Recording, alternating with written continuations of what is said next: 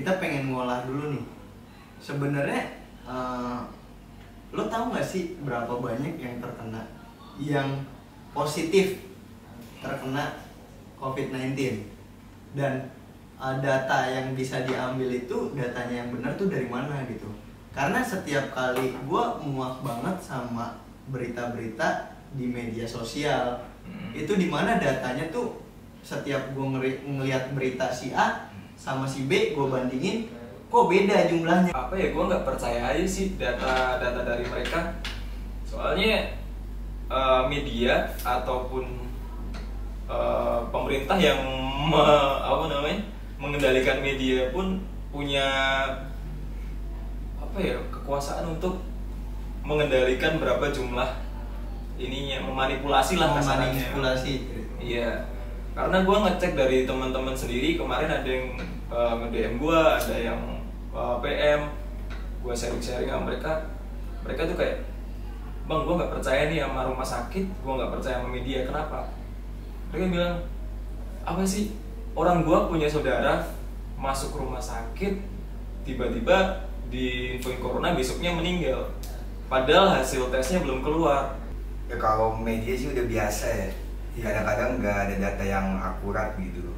Nah, jadi ada beberapa media yang nge-share statistik nih, ada yang positifnya berapa, terus negatifnya berapa, itu beda-beda gitu. Dan perbedaannya juga enggak selisih dikit gitu, enggak 11/12. Iya, itu yang jadi pertanyaan tadi. Ada yang positif lebih banyak, ada yang negatif lebih banyak gitu. Gue bingung. Dan yang masyarakat bingung, manakah data yang valid. Udah gitu nih yang paling fatalnya yang meninggal ini kan, yang tadi yang disebut Gilang tuh, ada yang sakit dibilang corona, ya kan. Atau mungkin pemerintah sendiri yang menumpangi corona ini, atau bisa juga kayak gitu, kita nggak tahu kan.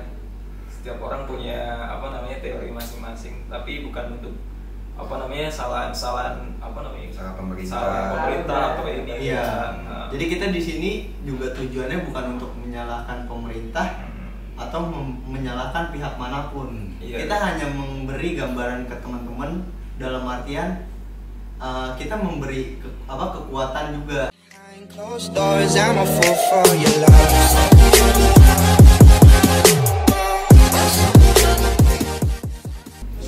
Oke, balik lagi bersama For Us Channel. Kali ini gue nggak sendirian, kali ini gue bertiga sama teman-teman gue. Nanti bakalan gue suruh perkenalin diri mereka masing-masing. Ya di sini nggak ada topik yang berat-berat banget ya, kita cuma mau ngomongin yang emang lagi happening banget saat ini, yaitu coronavirus atau orang-orang lebih mengenal dengan COVID-19. Ya, sebelum kita masuk lebih dalam, gue bakal perkenalin siapa aja yang ada di sini. Silakan perkenalkan diri. Oke, nama saya Gilang. Nama saya Gilang lagi anjir. Nggak apa-apa, nggak usah nggak usah di. Nama gue Gilang, saya terserah sih bebas ya. Nama gue Gilang. Oke, nama gue Gilang. Jadi teman-teman kalau yang biasa beli sepatu di Stortetics, Jakarta pasti kenal sama gue. Karena gue adminnya. Lanjut aja ya. Nama gue Fadli. Biasanya sebelumnya kan udah ada kan di lo mulu lagi. Gue founder dari Dreamsus Jakarta. Itu gue jual sepatu second. Oke. Jadi banyak yang kita ketahuin dampak dari coronavirus ini lebar banget ya. Dari sektor transportasi, semua sektor sih. Gue langsung mencakup kayak ini tuh udah wah gokil sih, gila banget gitu, luas banget sih. Makanya gue mengundang kalian ke sini untuk sharing gitu, apa yang sebenarnya terjadi itu sama gue doang atau sama kalian pun juga terjadi. Nah, gue mengajak kalian discuss di sini untuk award teman-teman, nggak usah panik gitu, karena sesuatu yang buruk tuh pasti terlewati gitu. Nah, gue mau nanya salah satu dari kalian dulu deh. Menurut kalian dampak apa aja sih yang terjadi dengan adanya virus corona saat ini? Ini dampak pribadi atau dari sekeliling yang kita temui? boleh dari sekeliling yang lo temuin dulu deh. Yang pastinya nih ya, kalau dampak yang gue temuin sih beberapa orang mungkin malah saya sih dengernya corona karena mereka sendiri pun nggak ada tuh yang apa namanya, kena atau ODP atau apapun itu disebutnya di medis, apa namanya, di medis. Mereka nggak ngalamin itu. Alhamdulillah orang-orang di sekitar lo nggak ada yang ngalamin. Nggak ada yang ngalamin itu. Dan mereka kayak jengkel aja sih, ini yang kena siapa? Sedangkan gue kena dampak ekonominya nih, gue nggak bisa beli ini beli itu. Pengen beli sepatu bang, tapi ntar dulu gaji gue ditunda karena corona, WFH dan lain-lain kayak gitu. Oke, kita tahan dulu nih masuk ke sektor lini ekonominya. Nah, untuk orang-orang di sekeliling lu sendiri menanggapi tentang virus corona sendiri itu kayak gimana sih? Kalau beberapa temen gue ya, ini di sektor lingkungan gue, banyak teman-teman gue yang kerja di suatu perusahaan banyak yang di PHK. Terus kalau gue lihat perhatiin banyak juga temen gue yang driver ojol tuh. Driver ojol juga kerja harian. Sekarang kan udah mulai karantina kan, di lockdown kan beberapa daerah itu nggak ada yang goreng, jadi dia dapat orderan tuh ya ala kadarnya aja. Terus dari sektor bisnis, gue kan juga bisnis kan di jualan sepatu second, jualan sepatu itu ada penurunan permintaan. Karena memang masyarakat lebih memprioritaskan dimakan gitu dibandingkan beli sepatu. Oke, sebelum kita lanjut lebih dalam nih, jadi kita ada di satu di sektor lini bisnis yang sama. Nah, ini menyangkut paut dengan bisnis yang lagi sama-sama kita jalani nih. Iya. Nah, sebelum kita masuk ke bisnisnya lebih dalam, kita pengen ngolah dulu nih. Sebenarnya lo tahu nggak sih berapa banyak yang terkena, yang positif terkena COVID-19, dan data yang bisa diambil itu datanya yang benar tuh dari mana gitu. Karena setiap kali gue muak banget sama berita-berita di media sosial, itu dimana datanya tuh setiap gue ngeliat berita si A sama si B, gue bandingin kok beda jumlahnya. Ketika gue dapat data lagi sama si C, kok beda gitu. Nah, tanggapan kalian gimana? Apakah kalian sama juga ngamatin tentang perkembangan orang-orang yang sembuh, orang yang meninggal, orang yang terinfeksi virus corona? Nah, menurut pendapat kalian gimana? Siapa dulu nih gua? Dulu. Kalau menurut gue sih apa namanya, ngelihat dari data korban, beberapa ada di TV, ada di media sosial. Tiap kita buka media sosial apapun pasti kayak ada notifikasinya korban berapa ini.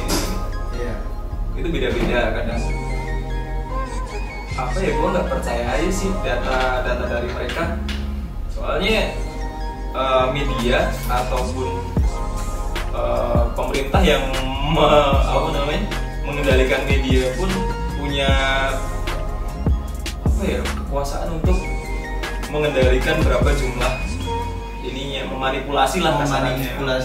Iya, karena gue ngecek dari teman-teman sendiri, kemarin ada yang nge-DM gue, ada yang PM, gue sharing sama mereka tuh kayak, bang, gue nggak percaya nih sama rumah sakit, gue nggak percaya sama media. Kenapa? Gue bilang, apa sih, orang tua punya saudara masuk rumah sakit, tiba-tiba di corona, besoknya meninggal, padahal hasil tesnya belum keluar. Nah, begitu hasil tes keluar, ternyata negatif corona, padahal itu data udah dicantumin menjadi korban corona. Jadi di sini banyak yang memanipulasi data, termasuk dari rumah sakit ya, yang memang mungkin orang yang mau periksa yang statusnya bukan sakit apa corona tadi dimasukkan ke dalam apa namanya, positif corona dan apa kayak gitu. Jadi udah banyak manipulasi data di mana-mana ya. Iya. Nah, kalau menurut lu sendiri nih, Jri, lu percaya gak sih sama beredar di media? Ya kalau media sih udah biasa ya. Kadang-kadang nggak ada data yang akurat gitu. Nah, jadi ada beberapa media yang nge-share statistik nih, ada yang positifnya berapa, terus negatifnya berapa, itu beda-beda gitu. Dan perbedaannya juga nggak sedikit gitu, nggak 11 banding 12. Iya, itu yang Itu jadi mah pertanyaan gue Nah, tadi. ada yang positif lebih banyak, ada yang negatif lebih banyak gitu. Gue bingung. Dan Dan yang masyarakat bingung mana Nah, data yang valid. udah gitu nih yang paling fatalnya yang meninggal ini kan, yang tadi yang disebut bilang tuh ada yang sakit dibilang corona, ya kan. Itu sih yang gua masih belum percaya sebenarnya. Nah, makanya kita juga bingung nih, gimana pemerintah kita juga kayak siap nggak siap gitu nanganin pandemi ini. Nah, dimana dulu awal-awal ya ketika ditetapkan, kalau nggak salah awal-awal Maret ya, Iya. awal-awal Maret tuh kayak himbauan kayak masker medis hanya untuk medis. Iya. Orang nggak sakit nggak perlu pakai masker. Nah, Nah, itu juga beberapa banyak. tempo yang lalu pemerintah ngeluarin kebijakan nih bahwa setiap orang yang keluar rumah wajib pakai masker. Gue kayak di situ kayak mikir, ini sebenarnya kemarin nggak disuruh pakai masker, kok tiba-tiba pakai masker. Nah, tanggapan kalian gimana tuh tentang pemerintah kita yang emang kayak ini sebenarnya mereka siap nggak sih atas dampak yang terjadi saat ini gitu? Kalau menurut gue sih nggak siap sih. Jadi ketika udah terjadi baru itu Nah, sih sebenarnya bisa diatasi juga sebelum virus ini masuk ke Indonesia. Iya, betul. Atau mungkin pemerintah sendiri yang menopang ini corona ini, atau bisa juga kayak gitu. Kita nggak tahu kan, setiap orang punya apa namanya teori masing-masing, tapi bukan untuk apa namanya kesalahan pemerintah atau ini. Iya. Nah, Jadi kita di sini juga tujuannya bukan untuk menyalahkan pemerintah atau menyalahkan pihak manapun. Iya. Kita hanya memberi gambaran ke teman-teman dalam artian kita memberi kekuatan juga, kayak kita memberi pendapat buat teman-teman supaya corona ini tidak semenakutkan yang kalian kira gitu. iya. Nah, makanya kita hadir di sini untuk saling diskusi untuk apa aja sih yang bakalan kita lakuin ke depannya dan apa aja yang perlu teman-teman ketahui. Gitu. Nah, buat dulu aja.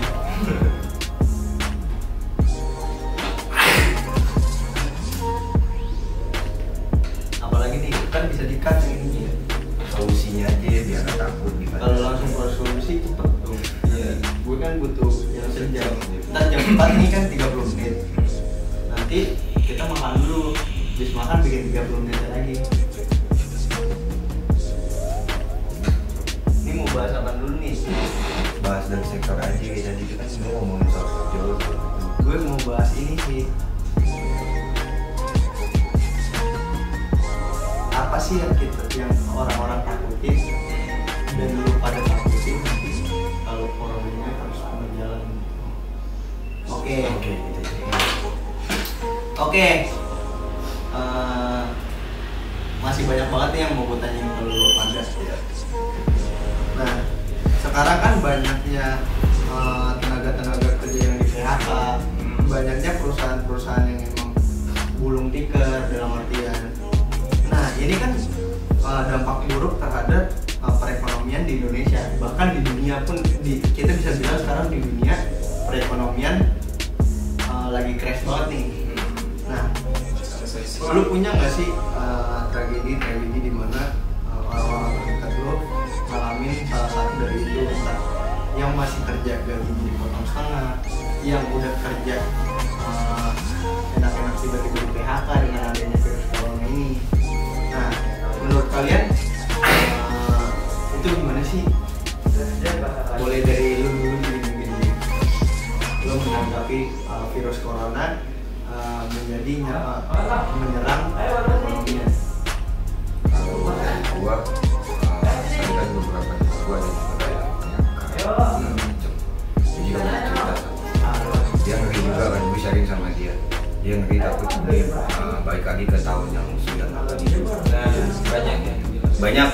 masyarakat yang dipenjarakan kan.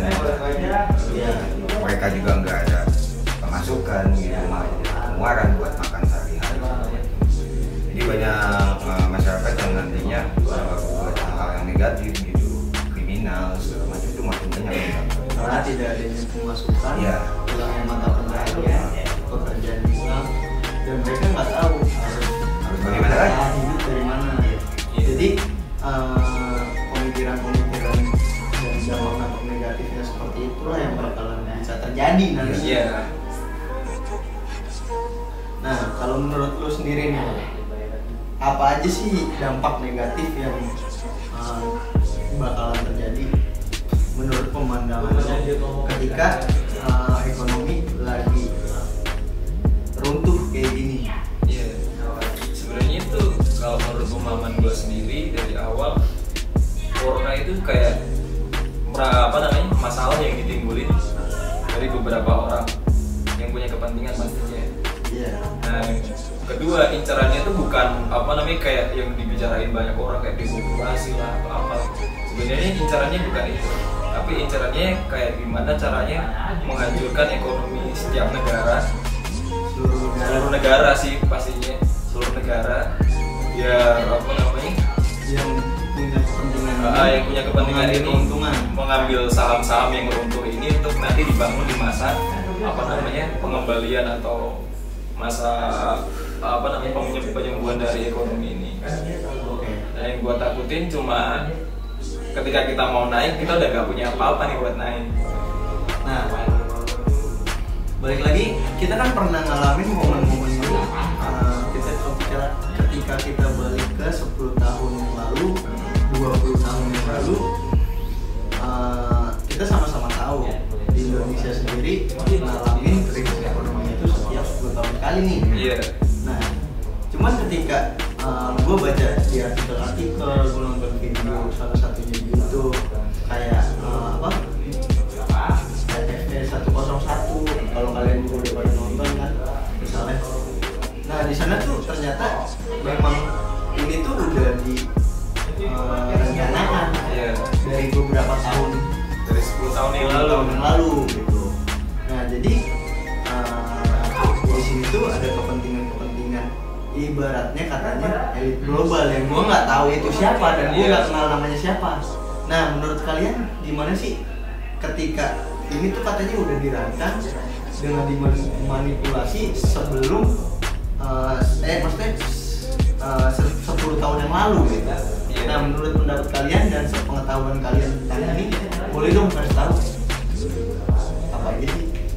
Kalau dari pemahaman gue dan yang literasi gue baca beberapa video juga, itu kayak dari Bill Gates saya sendiri udah 6 tahun yang lalu bilang kalau bakal ada pandemi yang luar biasa, bakal musnahin sekitar 30.000 orang. Berarti kalau sekarang kejadian dari 6 tahun yang lalu Bill Gates sudah tahu dong kalau bakal ini terjadi. Berarti udah direncanakan juga. Nah, Sampai dia tahu, dia bilang bakalan nanti ada yang meninggal sampai kalau hitungan populasi dunia itu 1% ya. 1% itu dia bilang di video pas dia apa namanya? Kayak Seminar gitu ada 10 juta populasi yang nanti bakalan meninggal di masa mendatang gitu ya. Iya. Nah, ternyata virus ini pun sudah dibuat film. Iya, ada beberapa filmnya juga. Salah satunya kalau nggak salah film apa? Kontingen ya? Apa? Kontingen apa? Pokoknya gue nonton film itu dan gue ngeliat kayak sudut pandang gue ini kok mirip banget gitu. Dan itu terkesan lebih mengerikan. Jadi ketika virus ini datang, gue kayak ngeliat kok ini ada rekayasanya, cuman kan who knows gitu. Gue sebagai kacamata manusia melihat ini sebagai ya antara ilmiah, maksudnya antara ada campur tangannya, entah emang alami terjadi gitu. Nah, dari situ makanya gue mengundang kalian nih untuk membagi pola pikir gue dan meluruskan pendapat-pendapat gue gitu. Nah, untuk lo sendiri jadi gimana jadi pendapatnya jadi? Ya, emang ada beberapa media kan yang kalau virus corona ini kan tadi yang bilang ada yang ilmiah, ada yang badan orang, beberapa media. Iya, bukan orang.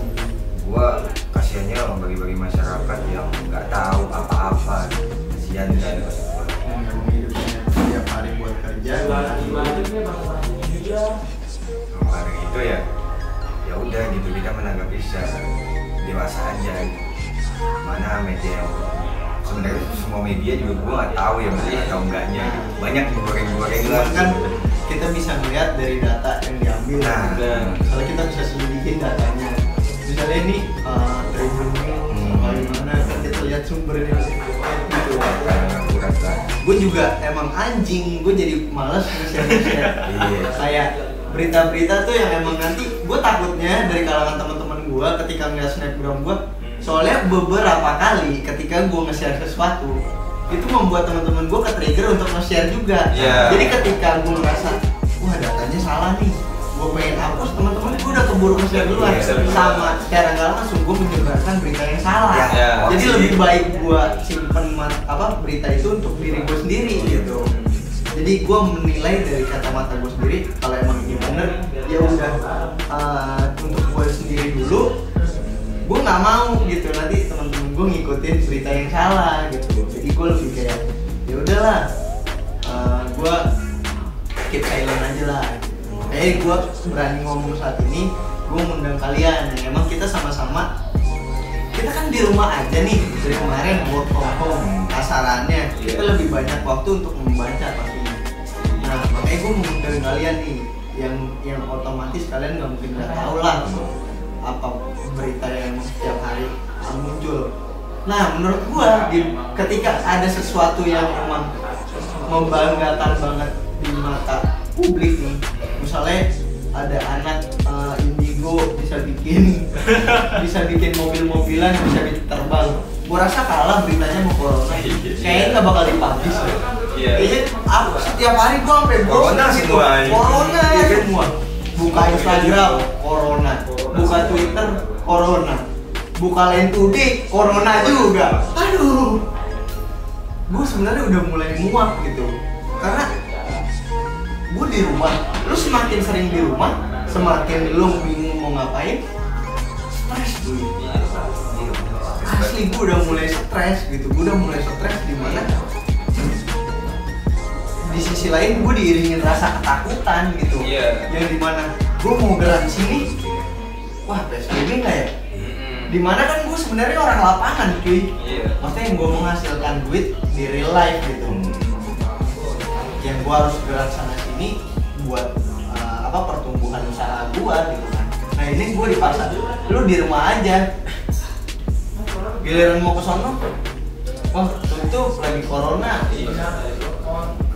Nah, lu sendiri mengatasi work from home lu yang sekarang gimana nih? Lu pasti nggak bisa dong ngumpul sama kolega bisnis lu. Lu nggak bisa sharing sama teman-teman yang se-role model bisnis sama lu.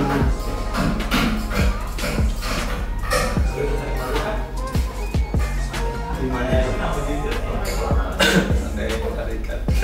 Apa? Santai tarikan. Jadi pusingin banget. Kalau lu lah, menurut gimana lu? Kalau gua ngatasi WFH cuma paling mainan sosial media, terus memperbanyak literasi apa sih yang terjadi di kenyataannya sih, karena semua media udah jeblok masalah info corona kan. Kita nggak bisa dapat akses untuk dapetin informasi yang sebenarnya. Ya udahlah, gue cari literasi biar ngatasi ketakutan gue sendiri gitu. Kalau misalkan gue nggak bisa ngatasi ketakutan diri gue sendiri, gimana cara meyakinkan orang lain buat nggak takut? Nah, makanya gue nyari literasi biar gue nggak takut. Ternyata gue dapet beberapa, ternyata kayak gini doang. Jadi ya udah, gue nggak takut. Jadi kalau misalkan gue ngobrol ke orang, ya semoga aja orang yakin dan gak takut lagi. Mungkin banyak banget orang yang parno kan.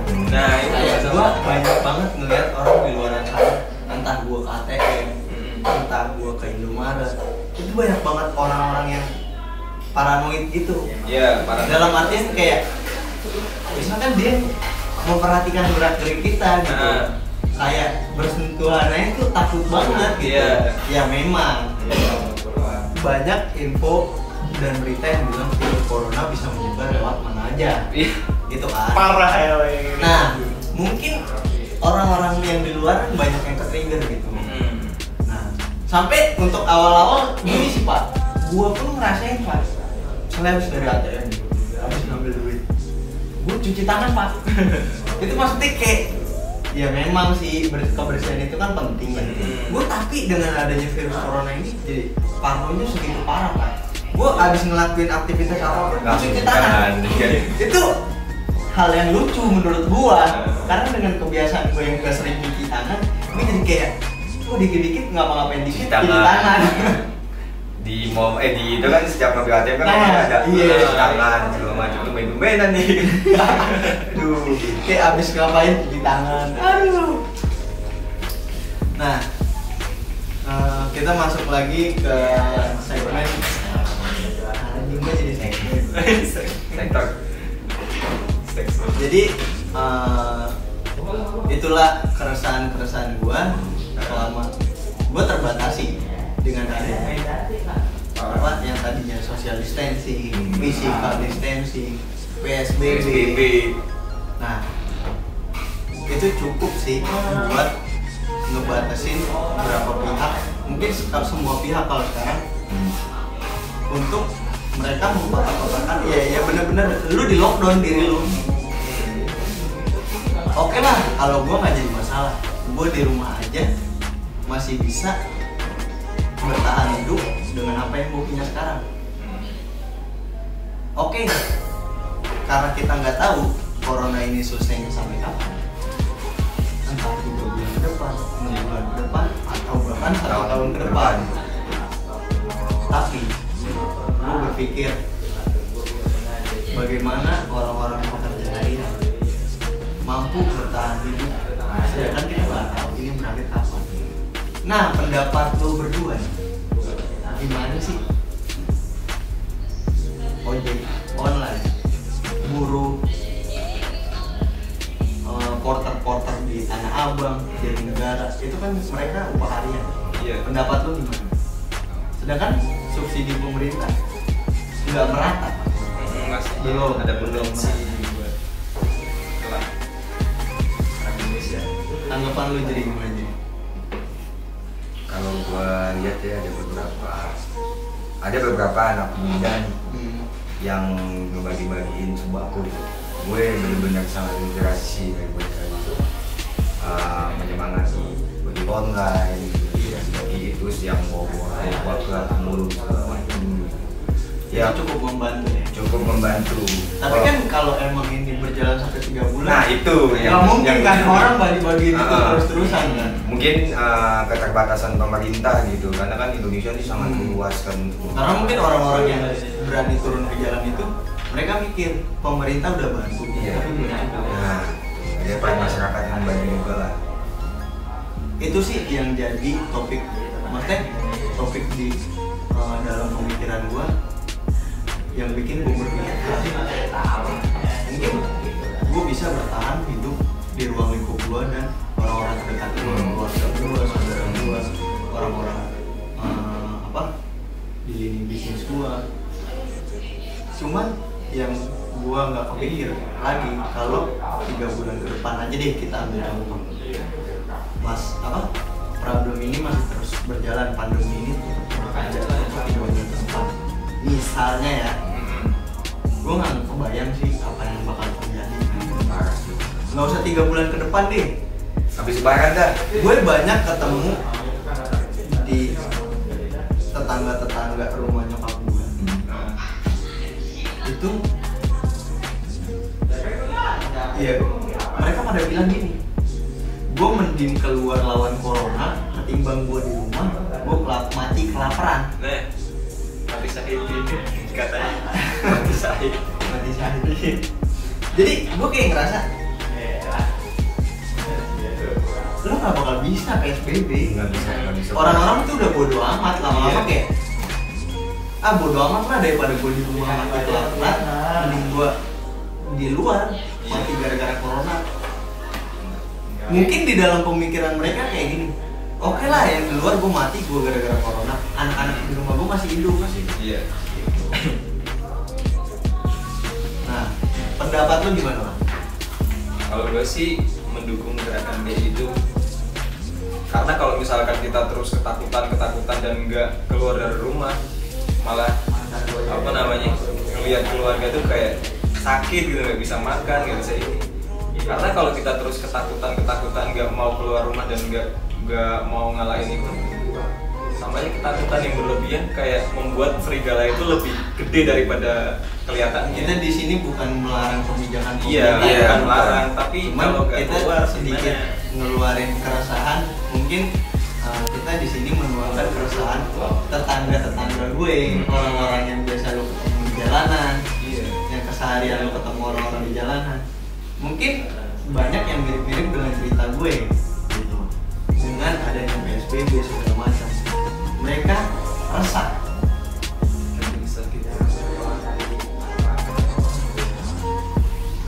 Nah, oke, lanjut lah tentang banyaknya keresahan masyarakat. Masyarakat sih udah resah dan emang nggak mau tahu lah. Dan menurut gue itu tindakan yang bukan ceroboh. Banyak orang yang, wah lu gimana sih nyalain orang, kayak orang udah disuruh lockdown, ngapain keluar rumah? Lu tahu nggak di rumah mereka ada apa, di piring mereka ada apa, di meja mereka ada nggak makanan, gas punya nggak, listrik bisa bayar atau enggak? Lu nggak tahu, makanya biarin aja mereka tetap kerja. Yang penting safety. Tetap jaga kesehatan. Kalau misalkan lu punya duit atau apa namanya rezeki yang lebih, kasih aja masker ke mereka, kayak ojol apa kasih aja masker. Agar mereka tetap hidup. Iya. Bukan corona yang membunuh mereka, tapi bantuan-bantuan kalian lah yang menghidupkan mereka. Oke. Jadi kan tadi kita sempat nyinggung elit global nih. Nah, sebenarnya ini orang siapa sih yang berpenguasa? Yang menguasai di balik pemerintah Amerika segala macam. Nah, berarti dia tidak tunduk sama negara manapun. Dia berdiri berdasarkan ya udah secretnya mereka doang. Nah, yang gua cari tahu lebih dalam dan data-data yang gua kumpulin, katanya ini tuh semua dari tahun ke tahun, dari kita hitung mundur 10 tahun yang lalu, itu pekerjaan salah satu dari elit global juga. Nah, apa sih yang lo ketahui tentang setiap krisis yang dialami itu pasti ada yang diuntungkan gitu. Ya, Jadi tujuan dibalik kayak perang itu bisa military, kayak buat kemajuan sektor militer dari suatu negara. Nah, bagi mereka orang aja perang itu adalah uang besar gitu. Iya pasti. Nah, menurut lu gimana sih? Bilang deh, bahas. Oke, boleh. Kalau masalah perang, mungkin ini bisa dikategorikan perang juga sih. Kalau di perang kan kayak iya Anti corona. Corona ya. Kalau di perang kan emang yang dibilang tadi sama Bang Rio itu keuntungan militer ya. Tapi setelah perang tuh ada lagi selanjutnya. Iya. Negara yang menang juga kehabisan duit, negara yang kalah juga harus recovery negaranya yang hancur dong. Jadi, Nah siapa yang dapat keuntungan? Parkir. ibaratnya kayak kemarin beberapa tempo hari yang lalu, pekan yang lalu, kayak Indonesia menangani utang pinjaman terbesar selama sejarah. Nah, itu berarti kan ada oknum-oknum yang emang kayak ibaratnya dia ngasih masalah nih. Nah, terus dia kayak tiba-tiba datang ngasih solusi gitu. Nah, yang kita ketahuin kan di setiap perang ada yang diuntungkan kan. Ada satu pihak yang paling diuntungkan. Iya. Yang jual senjata. Menurut lo nih, apa sih dampak ibaratnya dari corona ini terhadap negara Indonesia? Kalau dampaknya sebenarnya nggak ada sih, mungkin malah menurut gue sendiri Indonesia yang memanfaatkan corona ini buat dapetin pinjaman mungkin. Dan menurut Kalau gue yang baca. bagusnya adanya corona ini karena kan kita udah ke mindset nih, lambatnya pertumbuhan ekonomi Iya. akibat corona. Sebenarnya mindset kita ke-trigger karena corona ini kan awalnya kita tahu muncul dari Cina kan, sama-sama tahu munculnya dari Cina. Nah, Yang beredar. karena 60% kita masih impor segala sesuatunya dari Cina, makanya kita orang ke-trigger kayak wah ekonomi bisa lumpuh nih karena Cina lebih dulu lockdown, karena Cina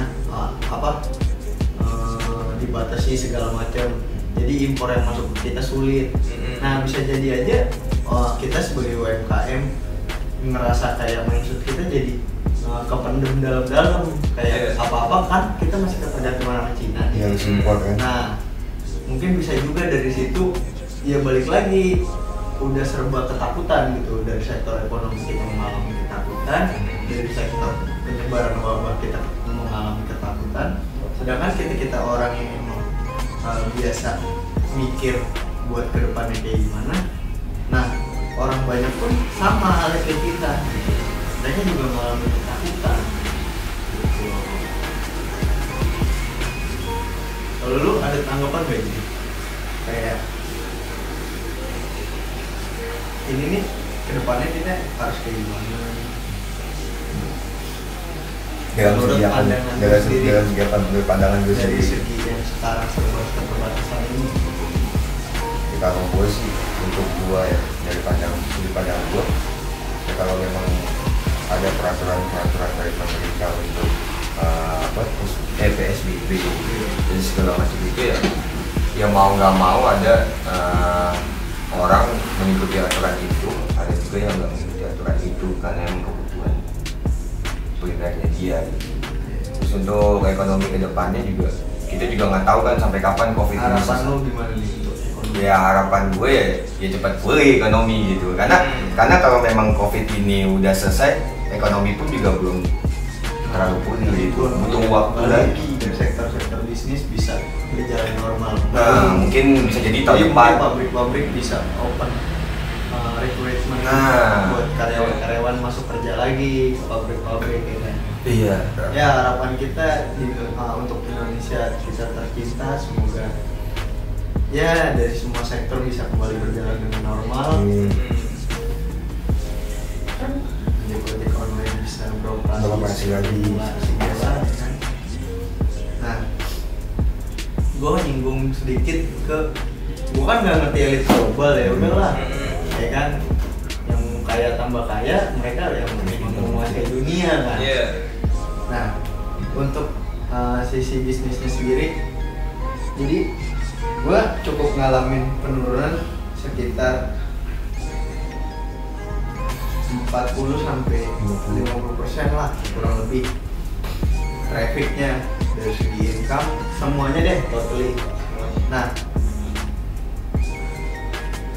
jadi banyak yang kepukul di sini para pegiat-pegiat usaha nih, pelaku-pelaku usaha, dimana ngerasa ngeluh kayak wah sepi orderan, dan juga ditambah pusingnya gue orderan, meskipun online kan seharusnya gue nggak pusing-pusing banget ya. Cuman ada beberapa kejadian kemarin kayak sekarang diulangi lagi nih, kayak pengiriman ke daerah-daerah tertentu nggak bisa lagi nih. Iya nggak operasional kan. Jadi kita nggak bisa melakukan, ibaratnya kita bisa online, tapi kita menjual barangnya itu ya udah untuk ruang lingkup yang terbatas. Iya. Soalnya Jabodetabek doang, kalau udah keluar pulau nggak bisa. Nah itu jadi sebenarnya banyak banget sekarang faktor-faktor penghambat nih yang membuat runtuhnya perekonomian. Kita ngomongin di Indonesia dulu nih. Sekarang gini, ibaratnya memang kayaknya pengen banget diputus gitu rantai Ekonomi kita. rantai perekonomiannya gitu. Jadi ketika suppliernya diputus, nanti distributornya diputus juga. Jadi end user nih mau beli juga takut gitu. Mereka beli gue beli buat apa? Iya. Jadi mereka sekarang lebih, gue pribadi pun gue mending beli kebutuhan untuk gue bertahan hidup, kayak beli nasi, beras, minyak segala macem gitu. Nah banyak di kalangan teman-teman gue sekarang mereka sedang pusing. Lo kepikiran gak sih 1 atau 2 bulan sebelum adanya corona ada orang pinjam ke bank dengan menggadaikan sertifikat rumah untuk Iya. membuka usaha. Coba deh lo pikirin apa yang mereka rasakan sekarang, dimana mereka baru memulai bisnis, mungkin baru buka outlet baru. Tiba-tiba Banyak loh ini salah satu kejadian di temen gue juga, baru buka outlet dan harus tutup karena work from home dan segala macam. Sampai akhirnya ya udah, sekarang nunggu buat pandemi ini selesai ya nggak tahu apa. Coba kalau ada yang ngambil kredit bank, cicilan tiap bulan harus jalan kan? Iya betul sih. Karena kan belum tahu ada kebijakan kayak gimana. Nah, sekalinya ada kebijakan pun kemarin regulasinya sama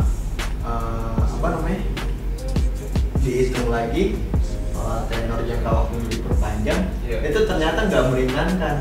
Lo waktunya diperpanjang, tapi malah lebih berat sebenarnya, malah lebih ngebalikinnya malah lebih besar lagi.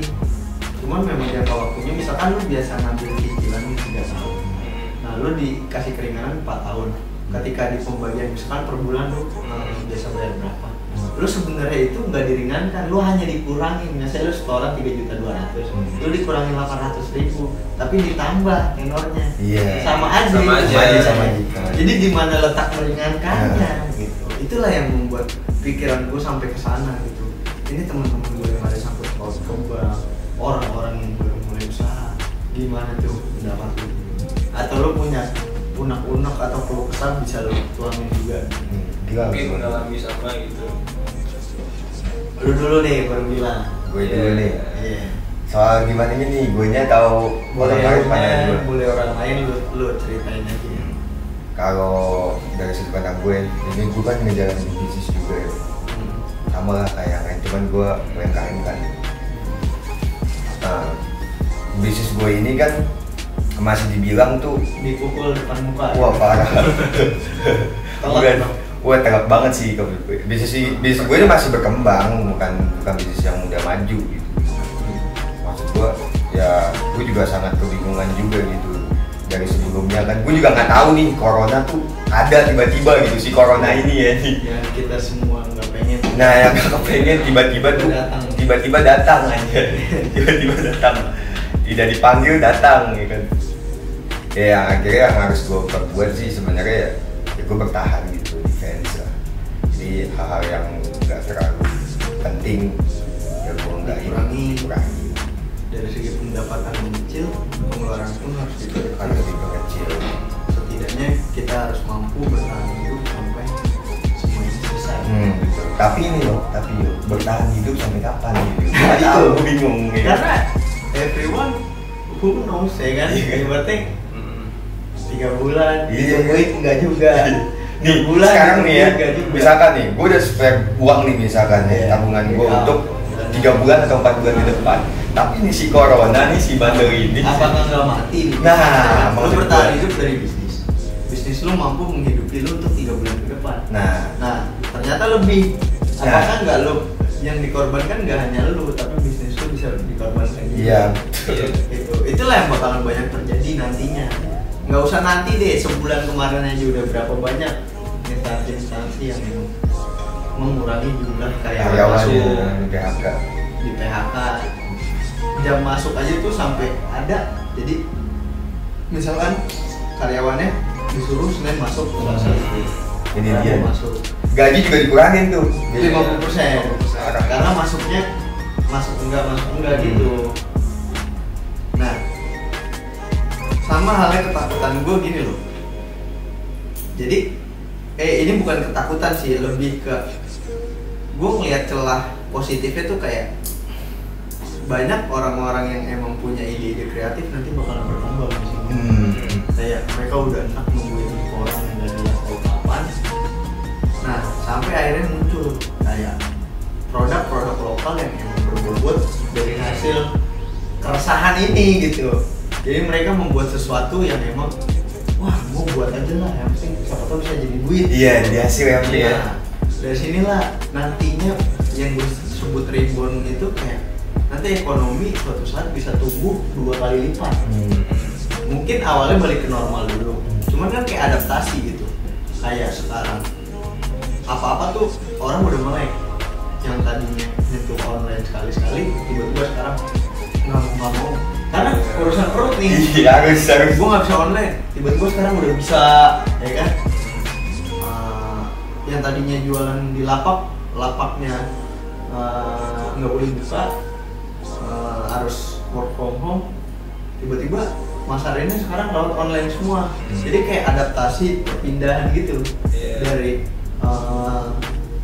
store offline ke semuanya serba online. Nah, yang kita juga biasanya ngejual produk dari luar nih, ekspor jadi produk lokal. Jadi kreativitas semakin nambah nanti. Amin, mudah-mudahan. Mari kita junjung tinggi UMKM Indonesia. Mari sama-sama kita bantu untuk membeli. Nggak usah jauh-jauh deh. Sekarang cukup bantu beli yang ada di sekeliling kita. Kayak makanan-makanan. Jadi kalau bisa, misalkan mau pesen makanan buat buka puasa atau buat sahur, karena kondisinya sekarang udah Ramadan. Nah kalau bisa kita ikut bantu mereka agar tetap bisa bertahan hidup gitu. Kayak misalnya beli sop durian gitu. Kemarin gue buat buka puasa Gojek, jadi bantu Gojek, bantu mereka juga yang jualan. Nah setelah gue selidikin ternyata emang jualannya online juga. Online Pak? Iya. Jadi mereka pasang titiknya di rumahnya, mereka buatnya di rumahnya, mungkin mereka model kapsil apa? Namanya yang ini kapsiler ya? Kapsiler ya. Jadi mereka model itu doang di kayak apa? Gelas gitu, gelas Cup gitu ya? Udah di pick up sama Gojeknya, udah. Iya, sama-sama dapat feedback juga dari Gojeknya. Tapi jangan gue kasih bintang 2. Siap. Kagak bercanda. Sama semua online store juga saya kasih bintang 2 kok. Bintang 2. Susah banget sama customer kayak gitu. Jadi kalau pendapat lu gimana nih Bang? Tentang apa yang terjadi sekarang pandemi yang sedang berlangsung ke sektor ekonomi ini? Spesifiknya? Misalnya dari segi jualan, lo kan biasa ngurusin jualan juga nih. Kalau dari sisi jualan sih, gua nggak lu gimana nih? Sedangkan lo biasa keseharian lo ngurusin apa? Jual beli online. Kalau gue sih ngerasanya kayaknya gue nggak perlu resah sih. Apa yang gue terima mungkin emang segitu dulu, dari yang atas ntar kasih yang lebih dikit. Yang penting kita nyiapin dulu apa yang perlu ntar. Kadang kan mungkin terlalu gue yang ngurusin penjualan sampai terjual banyak banget sehari, bisa lebih dari 100 pasang mungkin. Itu sampai ngabain postingan-postingan. Jadi nggak ada postingan yang baru, mungkin karena adanya kayak gini gue jadi bisa ada hal ada positifnya dan juga bisa lebih bisa sama orang banyak. Iya. Kayak misalkan kita kan terbiasa di luar nih, jadi dengan ada WFH ini kayak sebenarnya gue pribadi nggak terlalu terganggu sih. Mungkin yang tadi gue bilang gue biasa di lapangan gini, tapi tetap di mana seminggu itu misalnya 3 hari gue di rumah, 3 hari gue di rumah gitu. Jadi gue kayak nggak terlalu kaget banget dengan ada yang lain saja. Mungkin kagetnya mengalami penurunan aja dari segi pemasukan. Nah kalau untuk work from home sendiri, gue kan mau biasa ngurusin kayak iklan segala macam media, gue nggak terlalu risih banget. Cuman kalau ini berlangsung sebulan 2 bulan stres juga Pak. Parah. stres gila. Iya. Gak usah udah 2 bulan, seminggu 2 minggu ini berjalan. Ini udah berapa bulan nih kan? Iya. Udah sebulan setengah ya. Udah sebulan setengah. Ini juga udah masuk Ramadan kan? Nah, kita kan tadi balik ke topik awal. Gini, ini banyak banget yang sekarang takut sampai akhirnya nanti ketakutan mereka jadi bumerang buat mereka sendiri. Kayak mereka di rumah ngapa-ngapain, nggak ada pemasukan. Iya pasti. Oke, lu punya solusi nggak dari pendapat masing-masing buat biasa teman-teman yang nganggur. takut, yang ketakutan, yang bingung mau ngapain? Coba dong kasih tahu aja. Kalau menurut gue nih, gue sih kalau dari diri gue sih fine-fine aja ya kalau ketika ada seperti ini kan kita nggak ada yang tahu. Ya gue ngelakuin hal-hal yang benar positif, kreatif, cari peluang. Kayak Agoy ya. Tuh Agoy itu, lihat Agoy, lihat Agoy. Gitu-gitu bisa viral kayak kan. Coba cari celah seperti itu. Tapi nggak gitu juga. Maksudnya adalah sesuai passion lo juga lah. Sama konten-konten kreator. Nah sekarang sangat dicari banget ya. iya, dari artis yang biasanya tampil di Orang TV, jenuh, iya. jadi Sekarang di YouTube semua. Di YouTube semua kan, karena emang di TV komersial tuh semua kan berita corona, nggak ada yang bukan. Orang jenuh jadinya. Iya, orang yang jenuh makanya lebih aktif di media sosial sih. Nah jadi lu manfaatin tuh media sosial yang ada gitu, banyak kan. Ya lu buat apa, makanan ke atau apa ke segala macam kan banyak gitu. Itu sih. Dan juga nih jangan terlalu ketakutan juga lah sama corona gitu. Karena yang sebenarnya bisa ngebunuh kita itu yang ketakutan. Yang ketakutan itu karena kan apa tuh imun kita kalau misalkan kita takut kan rendah tuh. Nah itu banyak tuh kenapa. Jadi ada presiden mana ya? Turki apa mana sih? mana tuh Ada presiden? deh, gue lupa. Ada Turki. Wah. Jadi rakyatnya disuruh minum vodka sama sauna. Udah. Kelar. Iya. Boleh. Jadi buat ngatasin Sana cara ngatasin corona, rakyatnya disuruh lo minum vodka, habis itu lo sauna, udah kelar katanya. Iya. Itu gokil sih. Panas. Sesimpel itu gitu. Aduh. Gue juga ngeliat Jo Hmm. di luar-luar nih itu orang yang kena corona tuh kayak halayak yang bukan manusia gitu. Kesian banget gue liat dia. Kasian. Kayak zombie boy. Bener. Kayak zombie ibaratnya banget. lo kayak lo sebuah aib dan penyakit yang mematikan. Iya gitu. Padahal ya Tuhan kan yang merencanakan semuanya kan nggak tahu mati atau enggaknya gitu. Enggak, dan juga ini virus nggak mematikan sebenarnya. Nggak mematikan bisa sembuh. Bisa sembuh. Sebenarnya yang mematikan itu adalah mindset yang menakutkan. Nah jadi takut Jo. Itu. Udah corona ya kan menjauh. Jadi everyday is learning something new. Nggak nyambung Agoy. Aduh. Tapi ada kabar Kalau baik. kami Agoy dari Jakarta Timur. Ada kabar baik di Vietnam. Kenapa? Di Vietnam di Hanoi itu udah nggak lockdown lagi dia. Dari 260 berapa? Gue juga yang di positif. Jakarta nggak ngerasa terlockdown. Nggak ngerasa Iya, di Iya, Jakarta tetap nggak aja. lockdown. Setidaknya gue keluar pakai masker, pakai sarung tangan, bawa hand sanitizer. Iya steril lah.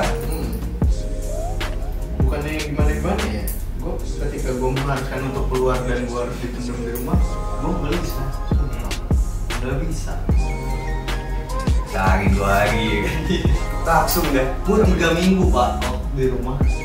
3 minggu. Gue memang keluar, Hmm. tapi ke toko gue deket di sini sekitar 2 kilo lah. Itu tuh kayak ngerasa, anjir sampai kapan sih? Mulai tuh pikiran-pikiran itu mau sampai kapan sih gue mikirnya. Dari orang tua ngeluh mulu, orang tua punya konveksi juga di rumah, barang numpuk nggak kejual.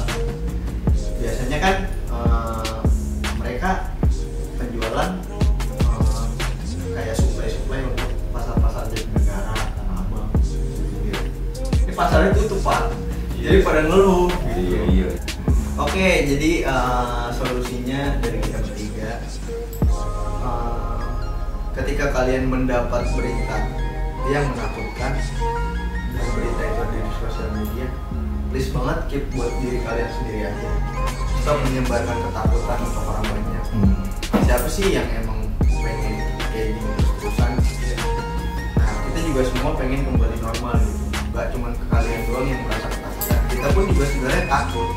Cuman ketika mindset kita tertanam dengan rasa ketakutan, itu nggak bikin lo untung apapun dari segi apapun gitu.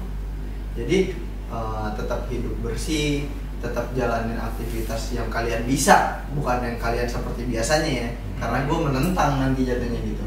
Maksudnya untuk sekarang yang kalian jualannya terhambat, untuk yang tokonya sementara tutup dulu buat teman-teman yang pelaku UKM juga, intinya jalanin aja yang bisa menghasilkan kalian jadi pundi-pundi uang, lakuin aja, terus bertahan hidup. Gue yakin lo semua yang nonton juga orang-orang hebat, orang-orang yang emang pejuang-pejuang keras. Ya segitu aja dari gue. Jika kalian punya ide-ide atau pendapat lain bisa cantumin di kolom komentar. Lu juga jadi kali aja ada mau lu sama apa lah, kali aja mau nambahin juga buat teman-teman. Semoga teman-teman di sini bisa dapet hal-hal positif buat kedepannya, atau lebih aware lagi. Iya. Gue dulu apa? Bang Fajri dulu nih? Gue dulu dah. Iya, boleh. Buat kalian tetap stay di rumah, walaupun emang nggak boleh keluar ke rumah kan. Saya aja yang ke rumah kalian. Iya, kan saya nggak langsung. Ya kalau memang jangan terlalu takut lah sama berita-berita di media yang terlalu ini banget lah gitu. Apalagi ada begal segala macem kan gitu. Ya udah tetap jalanin aktivitas kalian aja gitu. Terus kalian kalau keluar pakai masker, pakai segala macam perlengkapan gitu. Dan kalau emang nggak penting-penting banget ya nggak usah keluar, gitu aja. Nah, betul. Kalau lu Lang? Kalau gue mungkin pesannya kayak, kalau misalkan lu takut ya udah, lu takut nggak apa-apa.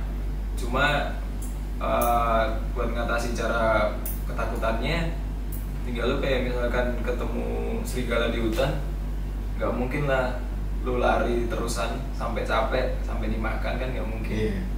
Nah, tinggal cari aja mumpung di rumah, cari informasi gimana cara mengatasinya. Tinggal keluar pakai safety, lu bisa ngadepin serigala itu. Buat teman-teman yang lagi usaha, Buat teman-teman yang lagi usaha, semangat ya, semangat terus. Siapin aja dulu. Nggak susah sendirian, kita sama-sama Kita sama-sama. Kita maju bareng-bareng, kita Iya. bangkit bareng-bareng, kita sudahi semua ini bareng-bareng.